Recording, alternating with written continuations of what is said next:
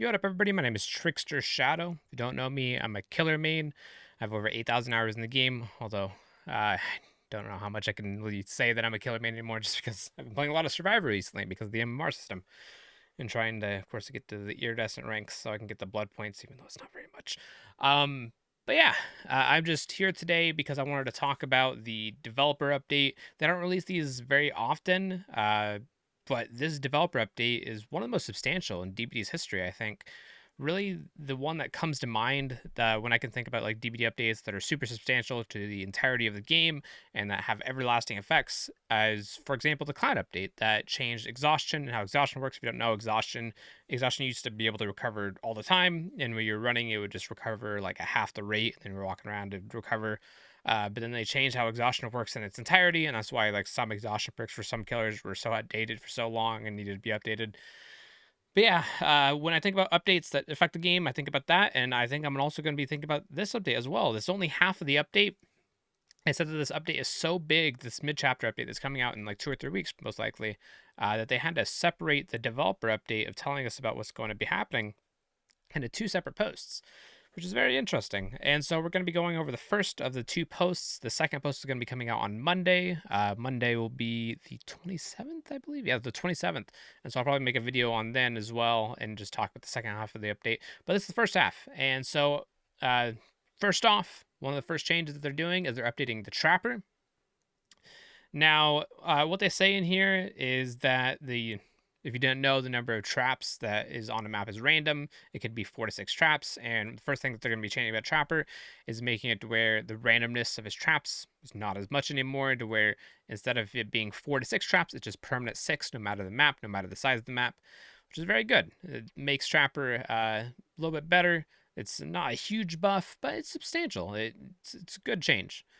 And then they're also making it to where Trapper, without any add-ons, is able to start with and also carry 2 traps. So he's not restricted to only having 1 trap and being able to only carry 1 trap without any add-ons. Now he starts with 2 and can carry 2. It's very good. And they're also going to be doing an add-on pass on him. So you can see right here, we got 2 of the add-ons that they're going to be changing. We got Tension Spring, which I don't know if this is going to be replacing. I don't know if this is already an add-on. I'm sorry, I don't play much Trapper. But basically with how this one works, bear trap resets 2 seconds after star escapes from it. So if somebody's like, imagine they're across the map and they step in your trap and there's no way that you can get there in time, and so you just continue with your chase like normal at the survivor that you're chasing. After that person across the map gets out of the trap and then runs away, 2 seconds after they get out of it, it'll automatically reset and be there for somebody else to step in. And of course the survivor can go back and then just disarm the trap if they want to, just with their hand instead of with their foot, and then that'll disable the trap until the killer comes over and re-enables it. But I think this is a really good add-on. This is a very good quality of life add-on. I think this has a decent amount of strength to it. I could see me actually running this because of like the usefulness, because I've had a lot of times where somebody steps in a trap across the map and I just don't go over there and then I have a disabled trap, and of course the person's injured now, but I'd still like that trap to be rearmed. So this is good. This is good. Cuts down on the amount of time you have to waste as Trapper, the specific add-on. Then we also got Trapper Sack, which is currently one of the bear trap carrying add-ons. And so I'm guessing that they're adjusting this because they're giving him an extra trap at default. Hopefully you can still run a bag or two. Hopefully this the yellow and brown Trapper add-ons still work for carrying traps. But anyways, this one, it says all bear traps are carried at the beginning of the game instead of spawning on the map, and bear traps cannot be picked up. So you start with your 6 additional traps plus the 2 trap that you start with, so you have 8 traps in total. But as soon as you set down any of those traps, you cannot pick them up. You can rearm them if they get disarmed, but you can't pick them up anymore, which is definitely a downside. I do like the change because it's an incremental change. I guarantee that they were afraid to make it to where you could pick them up because they may think like, oh, starting with all your traps may be too powerful. So I could see the bear traps not being able to pick up. Could see that being changed in an update like 3 to 6 months from now if this add-on is deemed like not really to need the debuff. But I'm appreciative of them taking a little bit more of an incremental approach to debuffing this add-on instead of just going full all the way with the change that they're wanting to go through with. So I can appreciate this, and I think it's still going to be a good add-on, even with the debuff of not being able to pick up the traps. And now we got the Spirit. They're basically with this, they talk about how initially they thought with how the spirit functioned, the guessing game, they thought the guessing game would be a lot more interactive than it is. It'd be a lot more exciting, but then they discovered over the years since spirit has been released that it's not. which is funny because it's taken them so long, which was something like day one. But anyways, of course, people thought that spirit was weak when she initially came out. But anyways, they said that because they don't really think that the mind game of guessing is very interactive, they're going to be changing the spirit's counterplay when she's close to the survivors, and they're going to be making it to where any survivor within 24 meters of the spirit will hear a directional phasing sound. This will let you know whether or not she is phasing and also give you a rough idea where she's coming from. So this has been a bug in a previous patch. It was quite a while ago, probably well over a year ago now, to where there was a PTB, I do believe. It was either a PTB or a release to where Spirit was actually bugged to where she had directional phasing, to where you could tell kind of like the idea where she was coming from. And ever since that bug, people have been asking for that to be base kit. And it looks like they listened. This is one of the chances, or one of the like rare moments that we actually like see something implemented that the community has been like asking for. And so they're adding in directional phasing. And I think this will still leave Spirit in a decent place. She'll definitely be strong still, but this is definitely going to cut back on the standstill mind games and stuff like that. It's going to cut away the kind of mediocre and bad spirits from the really good ones. Because even with the directional phasing, Spirit goes so fast in phase. And they're also making it where the spirit's footsteps will now kick up dust while she's phasing. Now, this, I feel like, could kill Spirit. I don't think that this directional phasing could kill her, but the kicking up dust, depending on how substantial the kicking up dust is, this could be very bad for Spirit. Again, like, this is something that we gotta see, but if it's really telegraphed, if you can really see it, even like across the tile, I don't know. I don't think that's a good change. I think just the directional phasing is good. I don't think the kicking up the dust thing is needed, and it may put Spirit a little bit too weak. But we'll see. We'll see where she's gonna land. I appreciate them adding in counterplay to Spirit. It's very appreciated, and I think this will reflect and make her a lot more fun to go against. And they're also going to be updating some of her add-ons. Spirit is one of the most egregious killers in terms of overpowered add-ons. Really, all of her add-ons buff her power in insane ways that other killers could only dream of. And so they show us two of the add-ons, the Wakizashi Saya. I believe this is one of the post-phase add-ons. I could be wrong. During Yumoka's haunting, use the active ability button to return to the husk and the haunting. This is like the nurse add-on to where you on your second blink, or not even on your second, but like when you blink away, you can blink back to your original position. It's kind of what it's like. It's like a tracer ability. I don't see this being useful because you don't have any information. I guess it could be like this is like okay for scouting. Like if you want to like, I could really only see this being useful for like locking down 3 gens or camping, to where like if you put your husk by next to a hook and then you phase away, check on a generator, and then you teleport back to the hook, or if you're like camping a generator and then you phase over to your 2 other generators that are in your 3 gen and nobody's there, and then you teleport back. It's really the only time I could see this being useful. Otherwise, it's kind of just a gimmick, not very good. And then we got the other one, Senko Hanabi.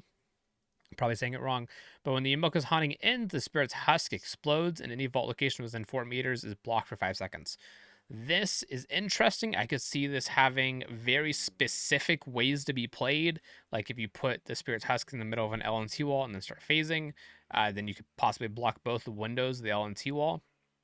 Maybe like if you run this with like an activation add-on, assuming the activation add-ons are still there, you quickly activate it when somebody like is going around a T-wall, and then you do like a 10th of a second phase and then end it, and then it blocks both the windows and you can just get the hit on the person. But even then, you probably should just use your power anyways.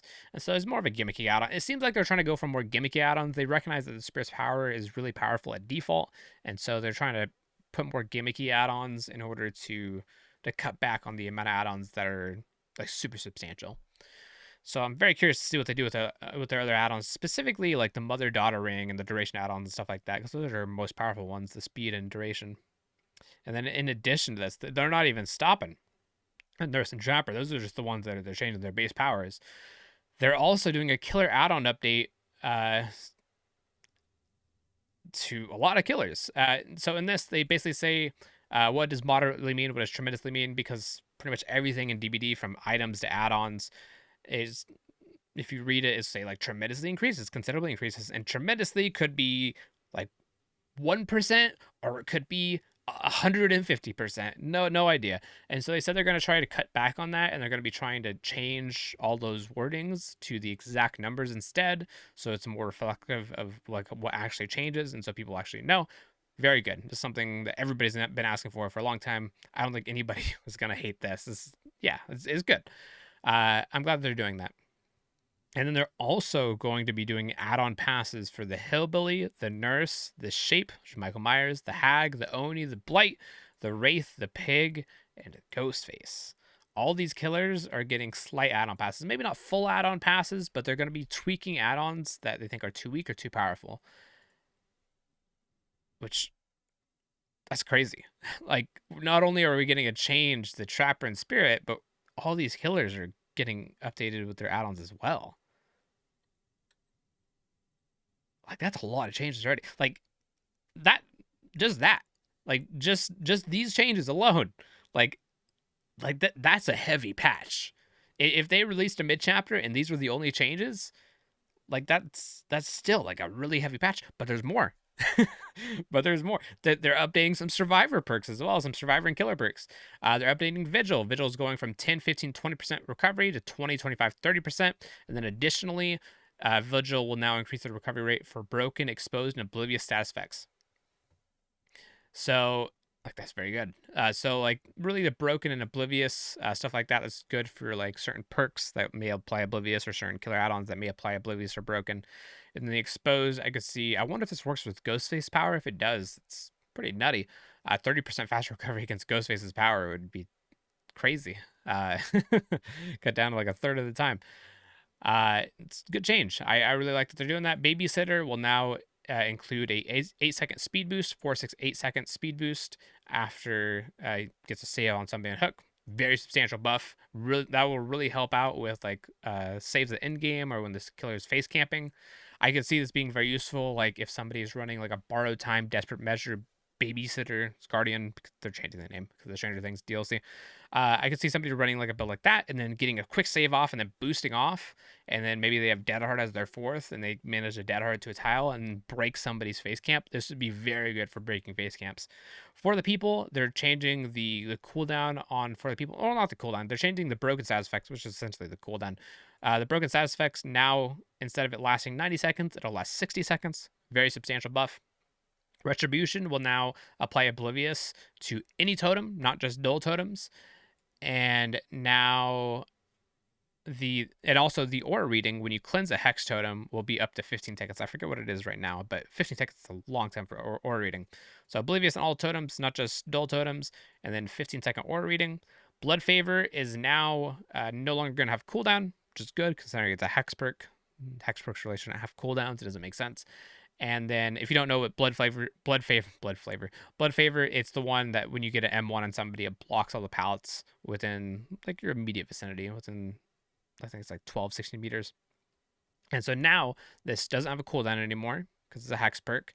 And it also will work with special attacks. That's Hunter's Hatchets, that's Blight Rushes, that's Billy Chainsaws, all of that. Any killer power it'll work with as well. It'll block the pallets. Very, very strong. I'm very curious to see how people use this. And then Third Steel will also work with special attacks as well. So a Huntress can snipe you across the map and apply Third Steel to you. Very cool.